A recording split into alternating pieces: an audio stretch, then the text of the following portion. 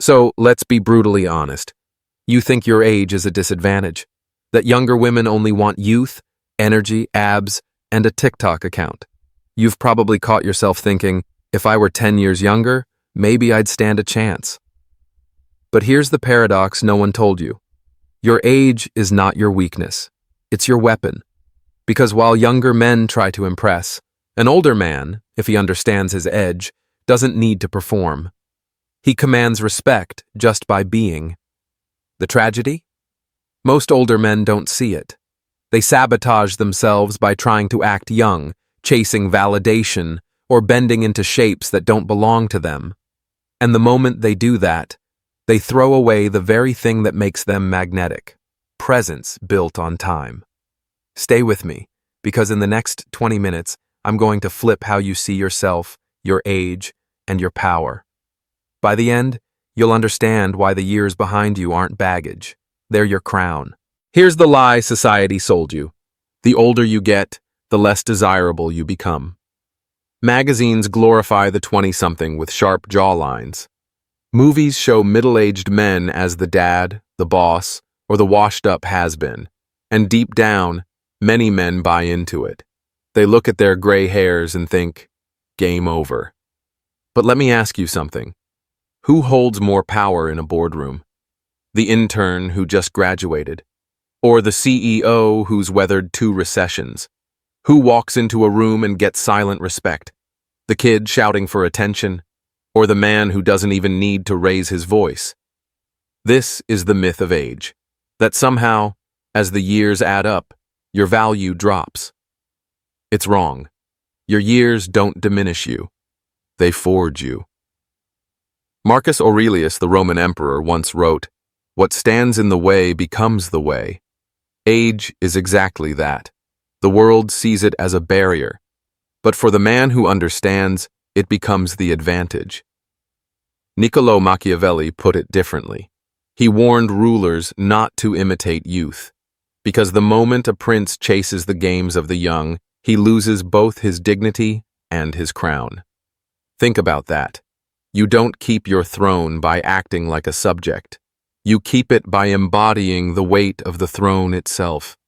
And yet, too many older men ignore this truth. They dye their hair, memorize slang, chase parties, desperate to fit in. They think by mimicking youth, they'll win youth. But women, especially younger women, see through it instantly. Authenticity has a smell, and so does insecurity. Let me paint you a picture. 2 men, both 50 years old. One wears ripped jeans and sneakers, quoting memes he doesn't understand, pretending he's into the latest DJ just to look relevant. The other wears a simple dark jacket, speaks less, listens more. He doesn't try to be cool. He just is. Guess who draws the room's attention? The difference isn't fashion, it's presence. The first man is chasing. The second is grounded. And that's the edge of age. But experience and presence are just the beginning, because the real power of age isn't what you've lived through. It's how those years change the way you carry yourself. And that's what we're diving into next. Think about this. What separates a 25-year-old man from a 45-year-old man isn't just 20 birthdays. It's the scars, the storms, and the lessons those years carved into him. A younger man has energy, sure. He can stay up until 3 a.m., run on coffee and ambition, and pretend he's untouchable. But when the first real storm hits, a betrayal, a failed business, a brutal divorce, he crumbles. Because he hasn't built calluses yet. He hasn't tested his foundation. You, on the other hand, if you've lived 4 or 5 decades, you've faced those storms. Maybe you lost money. Maybe you buried someone you loved. Maybe you rebuilt from nothing more than grit and stubbornness. Each of those moments added weight to your frame. And here's the paradox. That weight, instead of dragging you down, gives you gravity. Women can feel it. A younger man tries to impress with shiny toys, fast cars, loud stories about last night's party. But a man with decades behind him? He doesn't need to raise his voice. His presence tells a deeper story. I've survived. I know who I am. I don't scare easily. Marcus Aurelius wrote, "If you are pained by external things, it is not they that disturb you, but your own judgment of them, and it is in your power to wipe out that judgment now." A young man reads that line and nods. An older man lives it, because he's already tested by fire. That's the edge of experience. You don't talk stoicism, you embody it. And Machiavelli understood the same truth in politics. He warned that young princes, eager to prove themselves, often make reckless moves. They crave recognition, so they gamble their kingdoms. But the seasoned ruler, tempered by years of betrayal and intrigue, plays the long game. He knows when to attack and when to wait, when to speak, and when silence has more power than words. Now imagine this in the realm of attraction. A younger woman meets two men. The first, her age, full of energy, full of stories about dreams he hasn't lived yet. The second, twice her age, calm, unhurried. He doesn't sell her a dream. He embodies a reality. She may laugh with the first, but she respects the second, because deep down she knows. The boy can entertain, but the man can withstand. Let me give you a story. A man named Richard, 52 years old, went on a date with a woman in her 20s. During dinner, she tried to tease him, saying, "You're old enough to be my dad. Doesn't that bother you?" Most men would get defensive. They'd joke, they'd bend, they'd try to prove they're still young. Richard just smiled, leaned back, and said, "I've lived enough life to not need to prove anything. If that bothers you, you're free to walk." Do you know what happened? She leaned in closer, because in that moment, she felt something rare, a man unshaken. That's what experience does. It frees you from the performance younger men are trapped in. When you've already been through loss, rejection, success, and failure, you realize you don't have to win every moment. You just have to stay centered. And here's the hidden key. Women aren't consciously attracted to your stories of hardship. They're attracted to what those stories made you. They can sense when you've faced chaos and didn't collapse.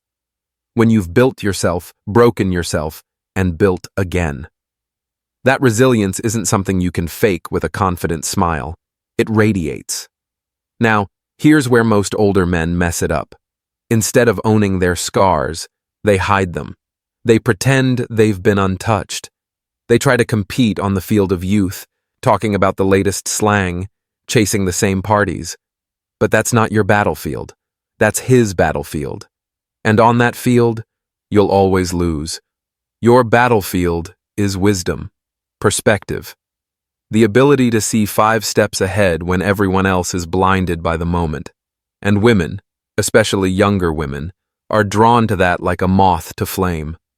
Because in their chaotic, uncertain world, you offer something rare, stability rooted in experience. Picture this. She tells you about her latest drama, her friend group falling apart, her boss being unfair, her ex sending mixed signals. A younger guy jumps in, takes sides, tries to fix it, gets swept into the mess. You just listen, and when she asks what you think, you say, "I've learned not everything needs a reaction. Sometimes people reveal who they are without you having to do a thing." That one line, it's not advice, it's lived truth. And she feels it.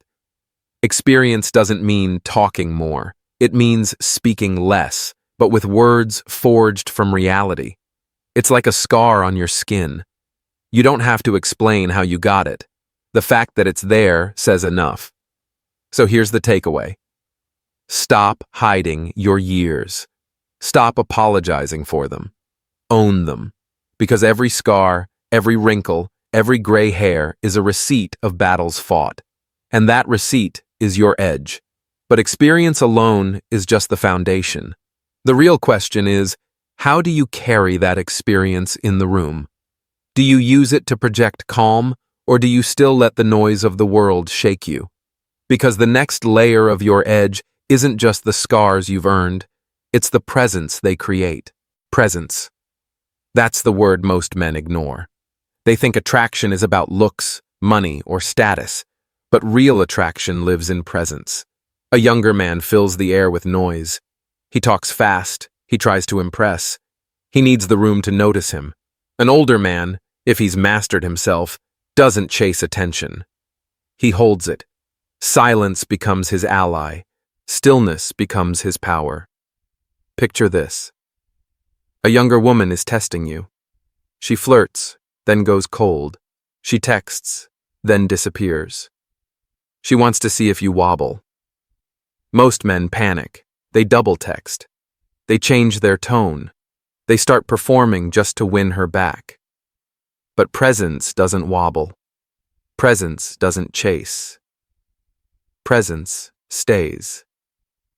Marcus Aurelius wrote, "The tranquility that comes when you stop caring what they say or think or do, that's real freedom. That's presence." Machiavelli said something similar in his own ruthless way. A prince who controls his silence controls perception itself. Think about that. By saying nothing, by doing less, you reveal more power than those scrambling for attention. Let me give you a story. David, 50 years old, divorced, successful in business. He started dating a woman in her 20s. At first, things were smooth. Then came the test. She criticized his clothes, told him he should dress younger. A boy would have rushed out, bought skinny jeans, tried to prove he's still cool. David didn't move. He smiled and said, "I like the way I live."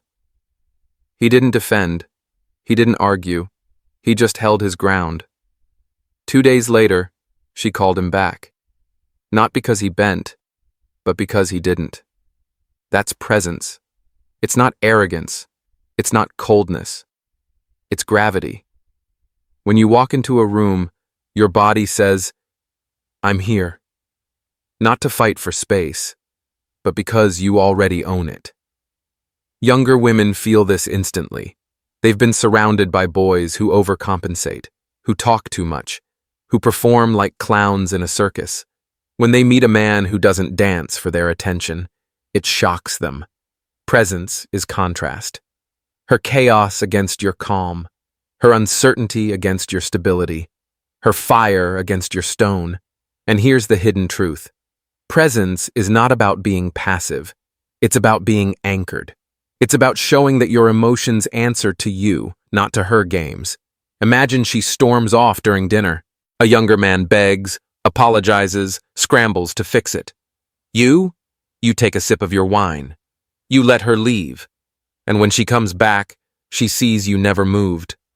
That's magnetic, not because you resisted her, but because you refused to resist yourself. Presence is built by discipline, by years of setbacks, by moments where you had to stand alone. Every scar you earned becomes a stone in your foundation. And now, when the storm comes, you don't collapse. You stay upright. That's why presence is the natural child of experience. You suffered, you rebuilt, you endured, and now you radiate something younger men can't fake. But here's the catch. Presence alone isn't enough. Because presence must serve something bigger. A man can be calm, but without direction, he drifts. And drifting kills attraction. Which is why the next layer of your edge is mission. Presence makes her notice you, but mission makes her respect you. Here's the brutal truth. A younger woman doesn't want to be your mission. She wants to see you already have one. When an older man forgets this, he falls. He skips workouts. He cancels business trips. He drops his goals just to fit her schedule. At first, she smiles. Then, she pulls away. Why? Because she feels the shift. She no longer looks up to him. She looks down at him. And attraction dies in silence. Think of Jordan. 45. High-level executive. Built a company from scratch. Sharp. Driven. Alive with purpose. He met a woman in her 20s. She was magnetic. He felt alive again. But slowly, he drifted. He stopped leading meetings. skipped investor calls, delayed projects, because she needed him. From the outside, it looked romantic. On the inside, he was shrinking.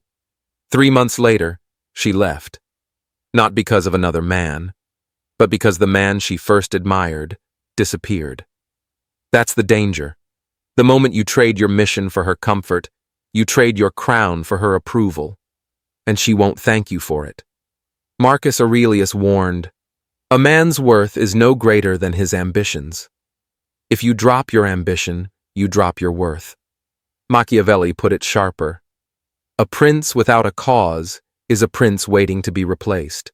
Women don't stay with men who can be replaced. They stay with men who stand on something irreplaceable. Here's the paradox. She may say, "I want more of your time," but what she really wants is to feel the gravity of your direction. She wants to orbit your world, not become the center of it. A man on mission doesn't apologize for his path. He invites her to walk beside him. If she joins, fine. If she leaves, fine. The mission continues. Picture this. She texts you midday. "Come over, skip your meeting." A boy caves. He throws everything aside to please her. You? You smile and reply, "I'll see you tonight. Right now I've got work to do." That's not cold. That's leadership. And here's the twist. Your mission isn't just career. It's your health, your discipline, your values, the code you live by when no one is watching, when you keep training, when you keep building, when you wake up early and stay on track. She feels something no compliment can replace. She feels trust, because deep down, she knows. If you can't stay loyal to your mission, you won't stay loyal to her either. So never forget this. Presence may draw her in, but mission is what keeps her there. Not because you bent for her, but because you refuse to bend at all. And when mission and presence collide, that's when your age transforms from too old to untouchable. But there's one last edge you must master, because even with mission, even with presence, if you let her pull your strings, you lose it all. And that's where we go next. So let's tie it all together. Experience gives you depth. Presence gives you gravity. Mission gives you direction. And when you combine them, you become untouchable. This is the edge of age. The advantage every younger man envies but cannot fake. Because no matter how many push-ups he does, no matter how many designer clothes he buys, he cannot buy decades. He cannot buy scars. He cannot buy time in the fire.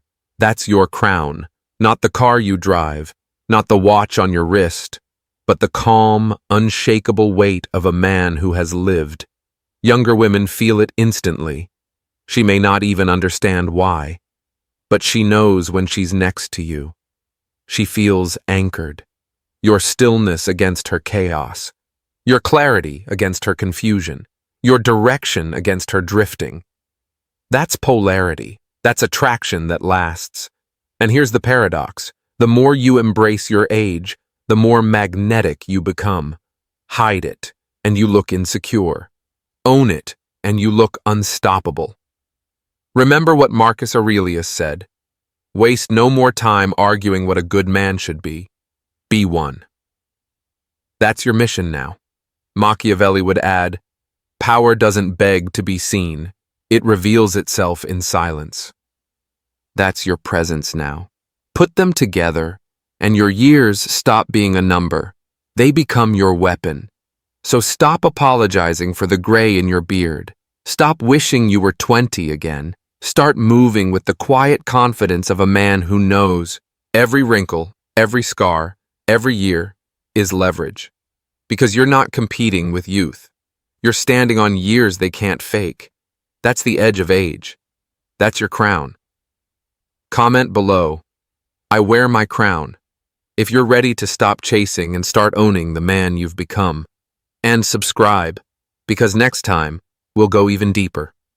I'll show you the hidden tests younger women throw at older men, and how to pass every single one without saying a word.